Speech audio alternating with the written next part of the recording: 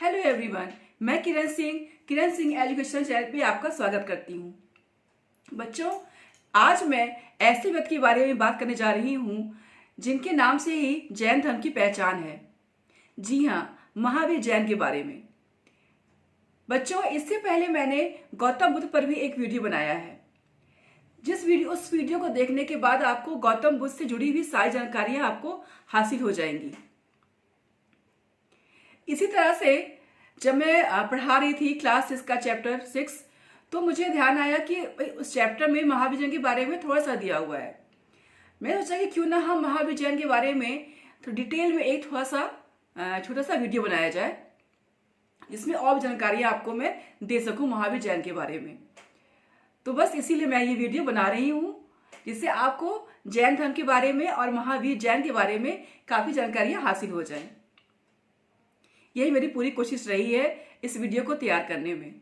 तो प्लीज़ इस वीडियो को अंत तक देखिएगा, जिससे आपको बहुत फायदा होगा। ठीक है, तो शुरू करते हैं अपना ये वीडियो। जैन धर्म को जानने के लिए हमें सिर्फ महावीर जैन को जानना है। महावीर जैन से ही जैन धर्म है। वैसे तो जैन धर्म की स्थापना पहले ही हो गई थी। ऋषभनाथ जो थे वो जैन धर्म के फाउंडर थे, लेकिन पहचान जो है जैन धर्म की वो महावीर जैन के द्वारा ही हुई। ये जैन धर्म के 24वें तीर्थंकर थे। पहले थे ऋषभदेव, ठीक है, और 23वें तीर्थंकर थे पार्श्वनाथ, और 24वें तीर्थंकर थे महावीर जैन।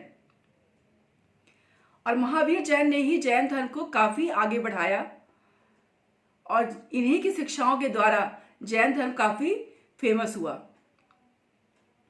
तो पढ़ते हैं महावीर जैन के बारे में और जैन धर्म के बारे में। महावीर जैन का नाम बचपन में वर्धमान था। यह भी एक राजकुमार थे। बच्चों, आज से 2500 साल पहले 540 बीसी या 540 ईसा पूर्व में इनका जन्म हुआ था कुंडग्राम, वैशाली में। ठीक है, इनके जो पिता थे वो सिद्धार्थ थे, जो ज्ञात्रिक कुल के सरदार थे, और इनकी माता का नाम था त्रिशला, जो लिच्छवी राजा चेटक की बहन थी। गौतम बुद्ध की तरह ये भी एक राज परिवार से संबंध रखते थे। ये भी एक राजकुमार थे। ठीक है बच्चों, और इन्होंने भी 30 वर्ष की आयु में इन्होंने अपना परिवार त्याग दिया। गौतम बुद्ध ने 29 साल की उम्र में त्याग दिया। इन्होंने 30 साल की उम्र में अपना जो राज परिवार है, अपना वैभव इन्होंने भी त्याग करिए तपस्या की तरफ निकल गए, तपस्या करने निकल गए। इनके माता पिता की मृत्यु हो चुकी थी। इनके बड़े भाई थे नंदवर्धन, तो उन्होंने नंदवर्धन से आज्ञा ली अपने भाई से, और उनकी आज्ञा लेने के बाद ये तपस्या के लिए निकल पड़े, सब कुछ छोड़ छाड़ के, सब कुछ त्याग करके। ठीक है, इन्होंने ऋजुपालका नदी के तट पर साल वृक्ष के नीचे 12 वर्षों तक कठिन तपस्या की, और फिर इन्हें कैवल्य प्राप्त हुआ, इनलाइटमेंट मिला इनको। ऋजुपालका नदी को हम निरंजन नदी भी कहते हैं। ठीक है बच्चों, और इनकी जो शिक्षाएं थी वो प्राकृत भाषा में थी। गौतम बुद्ध की शिक्षाएं भी प्राकृत भाषा में थी, और महावीर जैन की भी सारी शिक्षाएं प्राकृत भाषा में थी। मैंने कहा ना कि इनका और गौतम बुद्ध का काफी चीजें दोनों धर्मों का सिमिलर है। सिमिलरिटी बहुत ज्यादा है दोनों में। बस कुछ चीजें हैं जो इन दोनों को अलग बनाती हैं, जो हम इस वीडियो में जानेंगे। जब आप पूरा वीडियो देखेंगे तो आपको मालूम चलेगा कि हाँ, गौतम बुद्ध और जैन धर्म में क्या अंतर है। ठीक है, तो इनकी भाषा हुई थी प्राकृत जन भाषा, कि इनका ही मानना यही था गौतम बुद्ध की तरह कि जो हम उपदेश दे रहे हैं, जो शिक्षाएं हैं, वो जन भाषा में रहेंगी, प्राकृत भाषा में रहेंगी, तो लोगों को समझ में आएगी, क्योंकि हम ये लोगों के लिए तो कर रहे हैं। तो इसीलिए इन्होंने प्राकृत भाषा का प्रयोग किया। ये भी क्वेश्चन आपके लिए बन सकता है कि इन्होंने किस भाषा में उपदेश दिया। ठीक है, जैन धर्म की शिक्षाएं लगभग 1500 वर्ष पूर्व गुजरात में वल्लभी नामक स्थान पर लिखी गई थी। कहाँ पे? गुजरात में वल्लभी नामक स्थान पर। ठीक है। जब इन्होंने तपस्या 12 वर्ष की और कठिन तपस्या करने के बाद जब इन्हें कैवल्य प्राप्त हुआ, एनलाइनमेंट प्राप्त हुआ, उसके बाद इन्हें 3 नामों से बुलाया जाने लगा, जो प्रमुख नाम है इनके तीनों, जिन, अरहत और निग्रंथ। जिन का मतलब होता है विजेता और अरहत का मतलब होता है पूज्य और निर्ग्रंथ का मतलब होता है बंधनहीन। जैन धर्म के जो फॉलोवर थे, जो इनको मानते थे और सब कुछ अपना त्याग करके जैन धर्म अपना लिया था, उनको भी निग्रंथ कहा जाता था, यानी कि बंधनहीन कहा जाता था, क्योंकि वह भी सारे बंधनों को तोड़ करके इन्होंने जैन धर्म अपनाया था। ठीक है। इसलिए इनके जो अनुयायी थे, फॉलोवर्स थे, उनको भी निग्रंथ नाम से पुकारा जाता था। ठीक है। मैं लिख देती हूं जिनका अर्थ और अरहत का अर्थ। जिनका अर्थ है विजेता, अरहत का अर्थ है पूज्य और निर्ग्रंथ का अर्थ है बंधनहीन। ठीक है।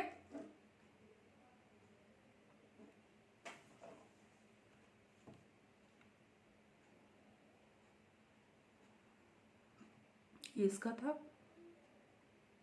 ये अरहत का और ये निग्रंथ का। ठीक है।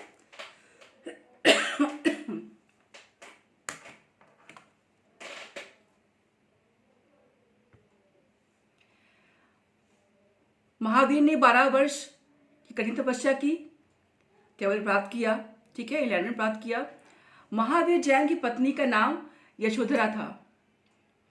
ठीक है। और इनकी एक पुत्री भी थी, विवाह के बाद इनकी पुत्री भी हुई थी, जिसका नाम था प्रियदर्शना, जिनका विवाह जामिल नाम के युवक से हुआ था। ठीक है। और जामिल ही इनके जमाई थे और इनके पहले शिष्य भी थे। तो इनके पहले शिष्य इनके जमाई, जमाई का नाम जामिल, जमाई जामिल, ये दोनों को आप रिलेट करेंगे तो कभी भी आप भूलेंगे नहीं कि इनके पहले शिष्य कौन थे। ठीक है। तो इनके पहले शिष्य इनके जमाई थे, जामिल नाम था जिनका। तो जमाई और जामिल इस तरह से याद करेंगे तो आपको कभी भूलेगा नहीं। ठीक है। महावीर जैन की मृत्यु पावानगर, कहाँ हुई थी? पावानगर, बिहार में जो है, बोधगया और राजगीर के पास है। ठीक है। ये देखिए, ये है पावानगर जो बिहार में है, राजगीर और बोधगया के पास। ये देखिए जल में बना हुआ है, ये यहां पर इनकी मृत्यु हुई थी। ठीक है। ये पावानगर है, कभी आप जाइएगा तो जरूर घूमिएगा। इनकी जो मृत्यु है दोस्तों, वो कार्तिक अमावस्या यानी कि दिवाली के दिन हुई थी। अब हम ये कह सकते हैं कि ऐसे महान व्यक्तियों की, इन लोगों को हम भगवान भी कहते हैं, तो ये लोग की मृत्यु नहीं होती, ये लोग अपना देह खुद त्यागते हैं, समाधि लेते हैं। ठीक है। तो इन्होंने दिवाली के दिन ही समाधि ली थी और इनकी जो पूरी आयु थी वो थी 72 वर्ष। 72 वर्ष तक इनका जीवन काल था। ठीक है। जैन धर्म 24 तीर्थंकर हुए, जिसमें पारसनाथ और वर्धमान अर्थात महावीर जैन प्रसिद्ध हैं। ये लास्ट तीर्थंकर भी थे महावीर जैन, इनके बाद कोई भी तीर्थंकर नहीं बना। ठीक है बच्चों, ये हो गया आपका। अब हम जानते हैं ये फेमस चीज, जैन धर्म के पंचशील सिद्धांत। ठीक है। इन्हें हम अनुव्रत भी कहते हैं। ठीक है। इनको हम अनुव्रत भी कहते हैं। अगर आपके एग्जाम में, किसी कॉम्पिटिटिव एग्जाम में आता है तो आप समझ जाइएगा कि पंचशील सिद्धांत और अनुव्रत दोनों एक ही है। ठीक है। क्या क्या था? सत्य, यानी कि कभी झूठ नहीं बोलना चाहिए, हमेशा सत्य बोलना चाहिए। अहिंसा, कभी भी हिंसा नहीं करनी चाहिए, किसी को चोट नहीं पहुंचानी चाहिए, किसी को भी हर्ट नहीं करना चाहिए हमें, किसी की जान लेने का हमें कोई हक नहीं है, हिंसा करने का कोई हक नहीं है। ये महापाप है, ये ऐसा वो मानते थे। अहिंसा, जैन बच्चों एक बात और, जैन धर्म के लिए अहिंसा परमो धर्म कहा जाता है कि इनके 5 सिद्धांत तो हैं, लेकिन इनमें से अहिंसा इनका परम धर्म माना जाता है। अहिंसा पे ज्यादा फोकस है इन लोग का, जैन धर्म का, ठीक है। अस्तेय, अस्तेय का मतलब है चोरी नहीं करना, ठीक है। अस्तेय का मतलब है चोरी नहीं करना। सत्य और अहिंसा का तो आपको पता ही चल रहा है, ठीक है। चोरी ना करना, ठीक है। अपरिग्रह का मतलब होता है धन का संचय नहीं करना,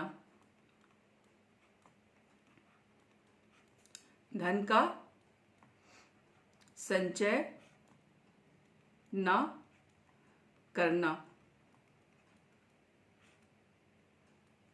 ठीक है।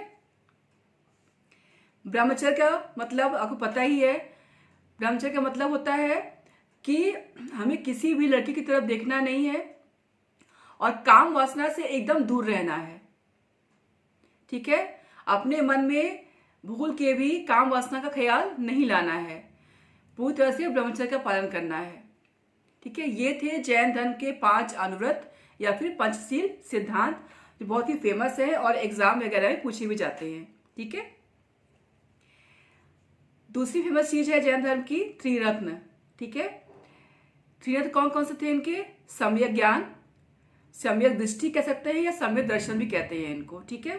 सम्यक चरित्र, सम्यक ज्ञान मतलब सच्चा ज्ञान, सही ज्ञान, यानी कि हमें अपनी सोच को सही रखना है और सही चीज ही, सही विचार ही अपने दिमाग में रखने हैं और सही ज्ञान ही अपने अंदर लाना है, प्राप्त करना है। गलत ज्ञान या गलत विचार अपने मन में नहीं लाना है। सम्यक दृष्टि या सम्यक दर्शन, यानी कि हमें सही चीज ही देखनी है, कोई भी गलत चीज हमें नहीं देखनी है, ठीक है। सम्यक चरित्र, यानी कि हमें अपना चरित्र एकदम पवित्र और साफ रखना है। चरित्र में आपका सब कुछ आ जाता है, किसी स्त्री को बुरी निगाह से नहीं देखना, किसी का बुरा नहीं करना, झूठ नहीं बोलना, कोई भी सब पाप नहीं करना, ठीक है। ये सारा जो भी है वो चरित्र में आ जाता है, यानी कि हमें अपना चरित्र भी एकदम साफ और पवित्र रखना है। तो ये त्रिरत्न थे जैन धर्म के, ठीक है बच्चों।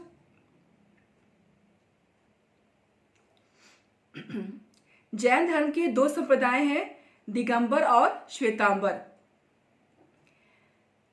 दिगंबर का मतलब होता है, दिग मतलब दिशा या फिर कम भी होता है इसका अर्थ, तो यानी कि दिशा, अंबर मतलब वस्त्र, यानी कि दिशा ही जिसका वस्त्र हो या फिर कम वस्त्र। तो इसलिए ये लोग दिशा को ही, संसार को ही अपना, दिशा को ही अपना वस्त्र मानते थे, इसीलिए ये लोग कोई भी वस्त्र अपने तन पर नहीं धारण करते थे। दिगंबर संप्रदाय के लोग, ठीक है, दिगंबर सेट के लोग जो थे वो लोग कोई भी वस्त्र धारण नहीं करते थे, एकदम न्यूड रहते थे, नग्न अवस्था में रहते थे, न्यूड रहते थे। इनके न्यूड रहने का या नग्न अवस्था का या वस्त्र धारण न करने का एक बहुत बड़ा रीजन ये था क्योंकि जैन धर्म में कीट पतंगों को, कीड़ों को नहीं मानना है, कि इनका मानना था कि हर एक कीड़े में, छोटे छोटे जीव में भी, कीड़े में भी आत्मा होती है। तो अगर हम कपड़ा पहनते हैं तो क्या होगा कि कपड़ा बनाने के लिए कपास का इस्तेमाल होता है, कीड़ों से बनते हैं, है ना, तो उसमें क्या होता है, कीड़ों को मारा जाएगा। तो इस तरह से जो है वो लोग कहते थे कि हमें वस्त्र नहीं पहनना है, ये भी एक रीजन था उनका वस्त्र ना पहनने का।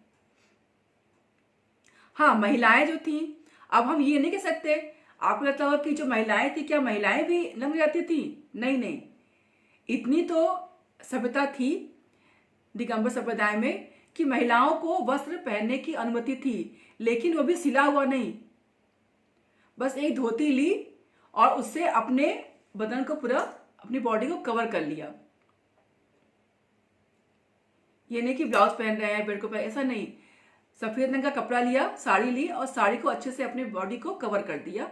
इस तरह से वो लोग, जो महिलाएं थी दिगंबर संप्रदाय की, वो पहनती थी। ये मैं दिखाती हूँ आपको, ये देखिए, ये है, देख रहे हैं, ये दिगंबर संप्रदाय की महिलाएं हैं, देखिए किस तरह से इन्होंने साड़ी से अपनी पूरी बॉडी को कवर कर रखा है, सर से लेकर के पैर तक।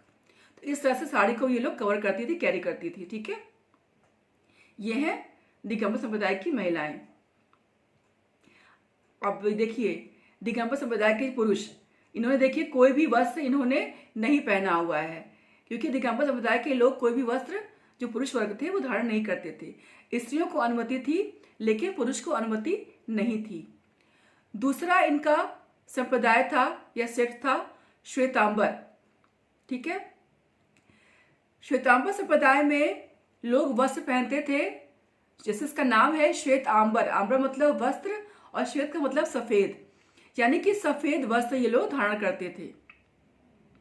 जो पुरुष होते थे वो भी सफेद धोती से अपने को लपेटते थे और ऐसे अपने मुंह पर जो है वो ऐसे कपड़ा बांधते थे कि कोई भी कीड़े मकोड़े कुछ भी हमारे मुंह में सांस के द्वारा नहीं जा पाए। महिलाएं भी ठीक उसी तरह सफेद रंग का साड़ी पहनती थी और अपने मुंह को ऐसे कवर कर लेती थी। ये देखिए,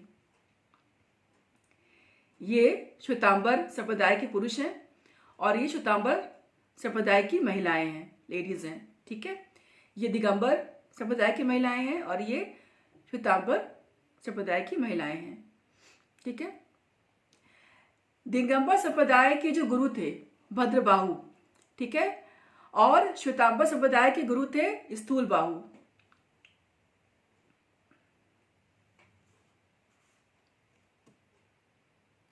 भद्रबाहु और स्थूलबाहु।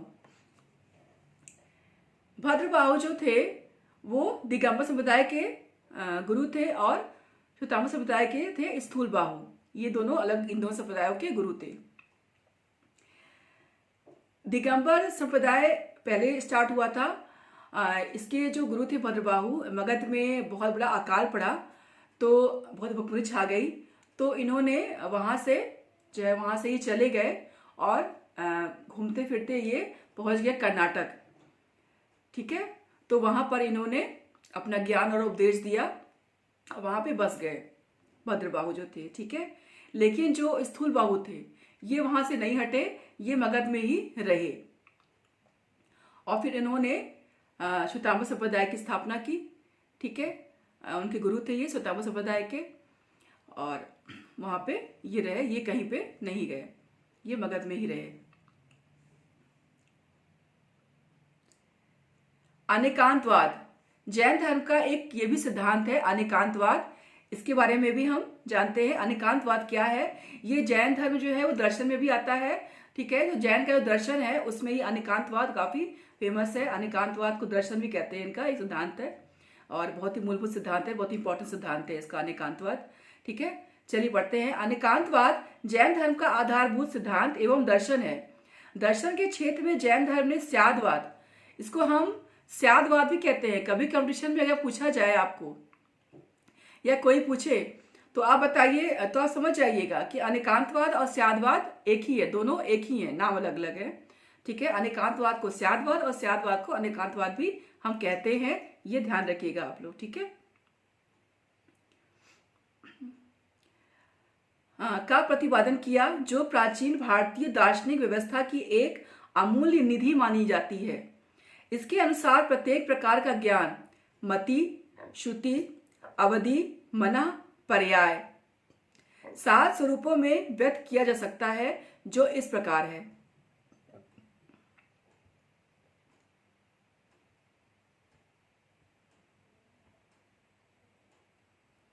पहला है, दूसरा नहीं है, तीसरा है और नहीं है, चौथा कहा नहीं जा सकता, है किंतु कहा नहीं जा सकता, नहीं है और कहा जा सकता है, नहीं है और कहा नहीं जा सकता। अनेकांतवाद को सप्तभंगी ज्ञान भी कहा जा सकता है, तो इसको हम सप्तभंगी ज्ञान भी कहते हैं। अनेकांतवाद भी कहते हैं, स्यादवाद भी कहते हैं और सप्तभंगी ज्ञान भी कहते हैं। ठीक है बच्चों,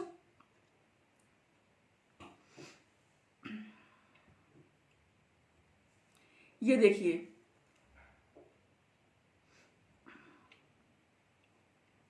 ये है जैन धर्म के प्रतीक। ठीक है, ये थे जैन धर्म के प्रतीक है जिन्हें हम अष्टमंगल भी कहते हैं, क्योंकि ये संख्या में 8 है, 8 प्रतीक थे इनके जैन धर्म के, इसलिए इसको हम अष्टमंगल भी कहते हैं। ठीक है,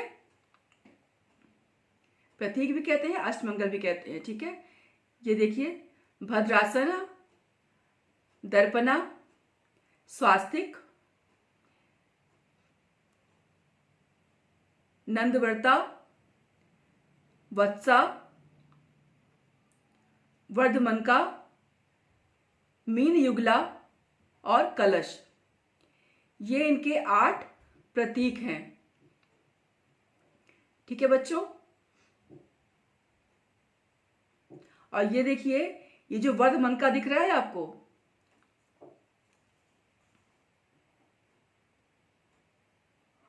ये देखिए जो वर्धमनका दिख रहा है, ये आप ध्यान से देखिएगा, ये यहां पर महावीर जैन के चेस्ट पे भी बना हुआ है।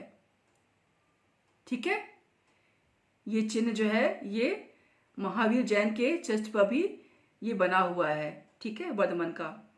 ये देखिए, इनका जो प्रतीक है महावीर जैन का, ये था शेर, इनका चिन्ह।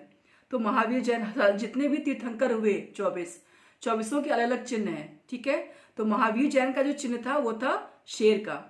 ठीक है, ये देखिए शेर बना हुआ है, ये इनका चिन्ह है महावीर जैन का। और ये जो अष्टमंगल में से ये जो वर्धमान का है, ये यहाँ पे देखिए इनके चेस्ट पर बना हुआ है। ठीक है बच्चों, ये भी आपके एग्जाम में पूछ सकते हैं, या ऐसे भी जानकारी के लिए आप इसको देख सकते हैं कि अष्टमंगल जो प्रतीक थे उन्हें क्या क्या नाम है, इन सब चीजों के ये चिन्ह बने हुए इनके नाम क्या क्या हैं।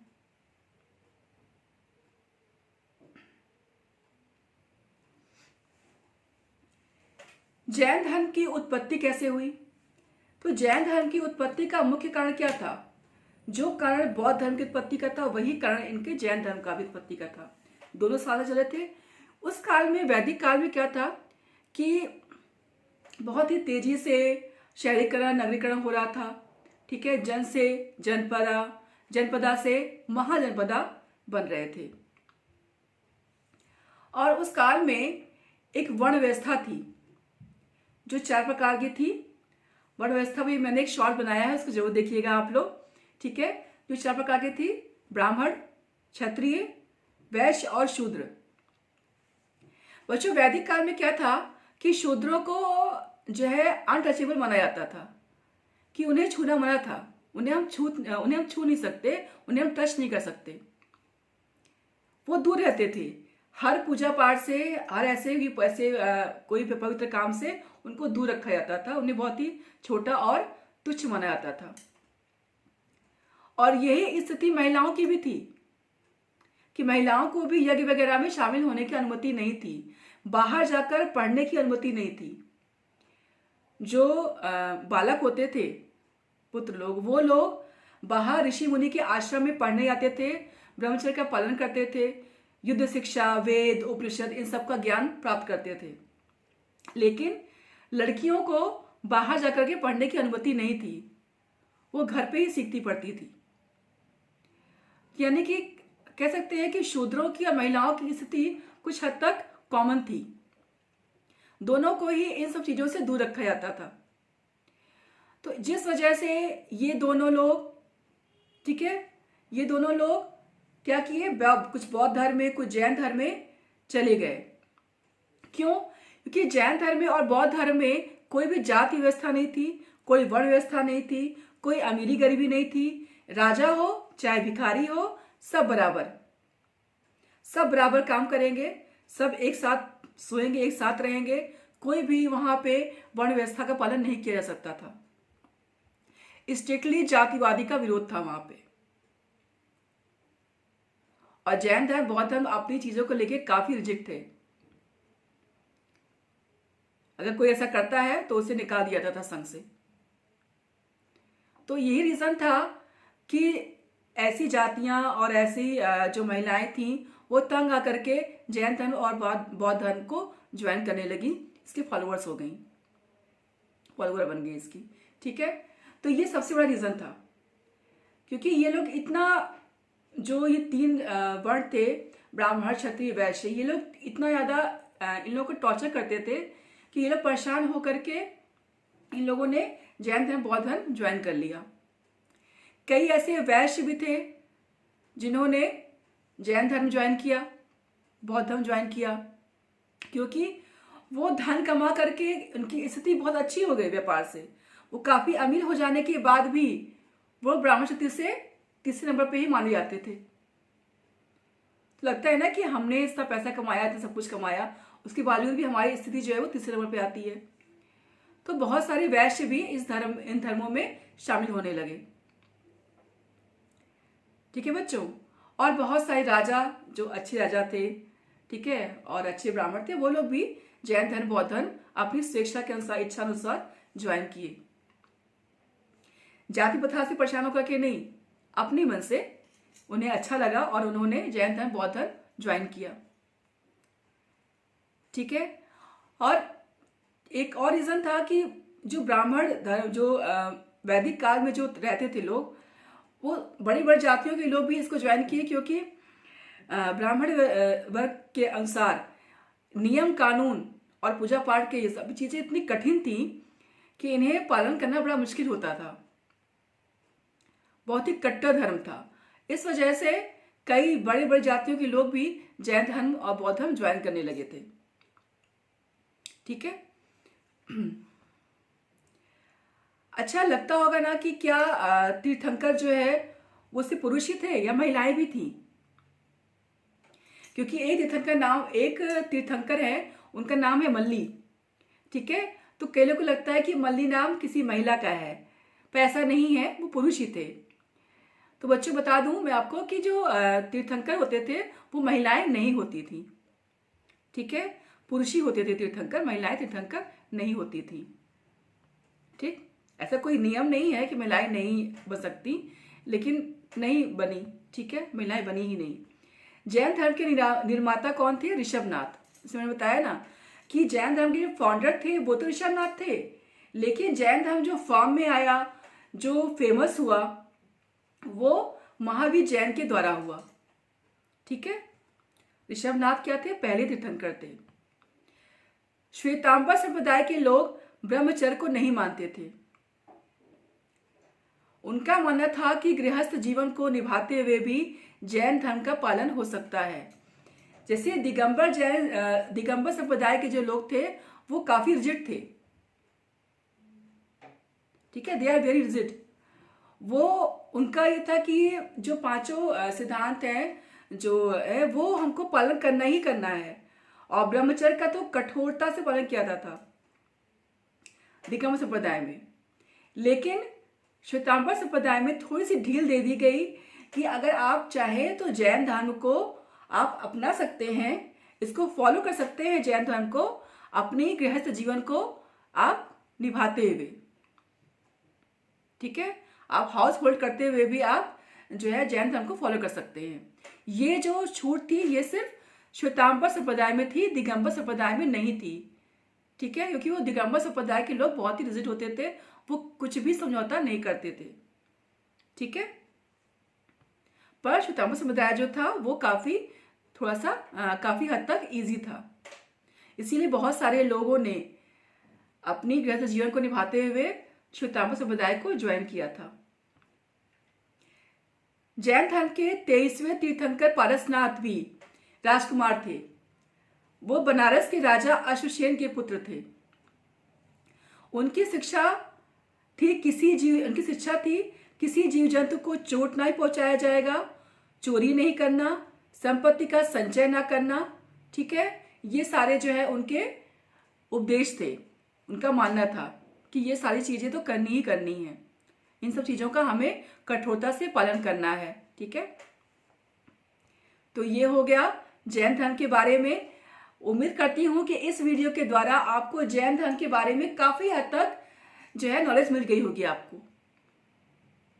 मैंने पूरी कोशिश की है कि मैं जैन धर्म के बारे में ज्यादा से ज्यादा आप तक जानकारियां दे सकूं, पहुंचा सकूं। तो इस वीडियो को लास्ट तक देखने के लिए मैं बहुत थैंकफुल हूं आपके लिए। ठीक है, कि आपने पूरा वीडियो मेरा देखा। दोस्तों, सच में कह रही हूँ, अगर आपने पूरा वीडियो मेरा देखा है ना अभी तक, तो आपको लगा होगा कि काफ़ी जानकारी आपको जैन धर्म के बारे में हासिल हो गई होगी। जो बच्चे पढ़ने वाले हैं उनके लिए भी, जो कंपटीशन की तैयारी कर रहे हैं उन बच्चों के लिए भी, और अगर जो बाकी सामान्य लोग हैं जिनको इच्छा है जानने की जैन धर्म के बारे में, उनको भी काफ़ी हद तक जानकारियाँ मिली होंगी जैन धर्म के बारे में। तो मैं अपना वीडियो यहीं पे समाप्त करती हूँ। धन्यवाद।